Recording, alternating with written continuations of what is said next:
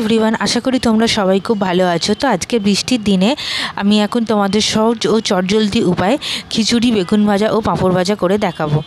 তো এখানে শুরুতেই আমরা বেগুনগুলোকে ছোটো ছোটো গোল গোল করে কেটে নিয়েছি এবং জলে ধুয়ে নিচ্ছি।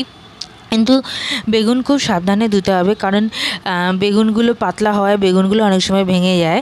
তো এরপরে আমরা একটা পাত্রে অল্প পরিমাণ ডাল নিয়ে নেব।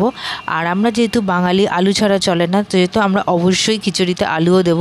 তো কিছু অল্প পরিমাণ আলু কেটে নেব। আলুগুলোকে খুব ভালো করে আমরা ওয়াশ করে নেব। তারপরে আমরা একটা পাত্রে অল্প করে চাল নিয়ে নেব। আর চাল, ডাল আর এরপর আমরা গ্যাসেতে ডালটা দিয়ে গ্যাসটা অনলি গ্যাসের ডালটা দিয়ে অল্প করে ডালটা নেড়ে নেবো, যাতে কাঁচা ভাবটা চলে যায়, কাঁচা স্মেলটা যেন না থাকে।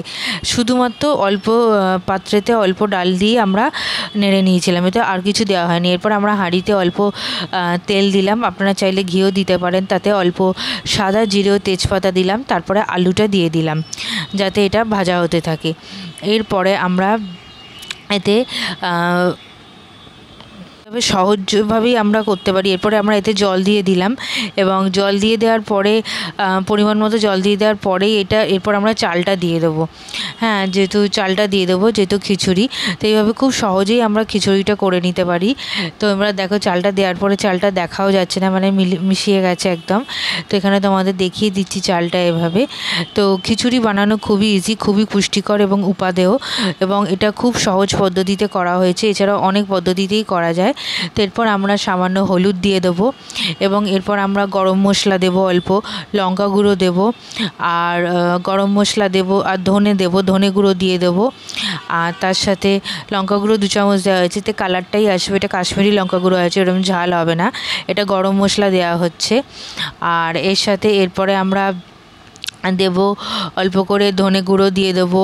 আর যা মশলা আপনারা আরও বেশি পছন্দ করেন অবশ্যই দিতে পারেন।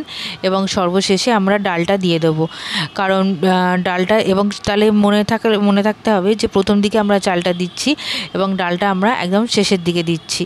হ্যাঁ, তো এরপরে ফুটতে থাকবে। আর যতক্ষণ দেখবো চাল আর ডাল একদম মিশে এক হয়ে গেছে, তখনই বুঝবো আমরা খিচুড়িটা হয়ে গেছে। যতক্ষণ চাল আর ডাল মানে আলাদা আলাদা গোটাভাবে বোঝা যাবে, ততক্ষণ এটা কিন্তু প্রপারভাবে সেদ্ধ হয়নি। তো প্রপারভাবে সেদ্ধ করতে গেলে ওইভাবেই করতে হবে। তো এরপর আমরা আশীর্বাদের বেসন গুঁড়ো নিয়ে নিলাম, যাতে আমরা বেগুন ভাজার জন্য। তো এবারে বেসনের সাথে আমরা অল্প নুন নিলাম, আর অল্প কালো জিরে দেবো, আর অল্প বেকিং সোডা দেবো, সামান্য পরিমাণ বেকিং সোডা দেবো, যাতে একটা ক্রাঞ্চিনেস চলে আসে। এরপরে অল্প জল দিয়ে আমরা বেসনটাকে পুরো মিক্সচারটা বানিয়ে নেব। আর মিক্সচারটা বানিয়ে নিয়ে আমরা তারপরে তাতে ততক্ষণে দেখো খিচুড়িটা পুরোপুরি অনেকটাই ফুটে এসেছে। তো এভাবে এর সঙ্গে আমরা কিছু গোটা কাঁচা লঙ্কাও কেটে এই ব্যাটারটার মধ্যে দিয়ে দিয়েছিলাম। তো দেখো, কড়ায় তেল দেওয়া হয়ে গেছে। এরপরে বেগুনি ছাড়া হচ্ছে। তো বেগুনি ছাড়া হওয়া শুরু হয়ে গেছে। এরপরেও আমরা কিন্তু পাঁপড় ভাজা খেয়েছিলাম। তো রান্না দেখো দেখতে কত ইজি হলেও, হ্যাঁ, এতে প্রচুর পরিশ্রমের প্রয়োজন হয়। আর আমরা মায়েরাই মেন আর কি, যারা ঘরেতে রেগুলার এই পরিশ্রমটা করেন। তো বুঝতেই পারছো তোমরা। তো এখানে বেগুনি অর্ধেক ভাজা হয়েই গেছে, আর এখানে পাঁপড়টা ভাজা শুরু হয়েছে। পাঁপড় না, এটা বেগুনিই ছিল। পাঁপড়টার পরে ভাজা শুরু হবে মনে হয়। হ্যাঁ, এরপরে ভাজা শুরু হবে। আসলে এই ভিডিওটা কদিন আগের করা, আমার এডিট করার সময় হয়নি। যেদিনকে প্রপার খুব বৃষ্টি পড়ছিল আমাদের এখানে। কিছুদিন আগে আমাদের এখানে নিম্নচাপ গেছে আমাদের হাওড়াতে, পশ্চিমবঙ্গে। তো খুব বৃষ্টি পড়ছিল। বৃষ্টির দিন মানেই আমরা সবাই খিচুড়ি খেতেই পছন্দ করি। তো এবার দেখো, এইটা হচ্ছে মাধুরী পাঁপড়। তো এবার এই পাঁপড়টাকে আমরা ভাজতে শুরু করলাম।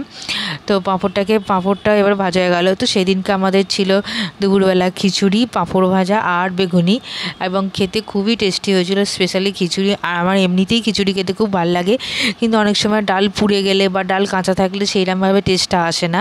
তো সেই জন্য আমরা গ্যাসটাকে অল্প আঁচে করে দিয়ে, একটু বেশি আঁচে করে দিয়ে ডালটাকে প্রপারভাবে আমরা আগে একটুখানি নেড়ে নেব।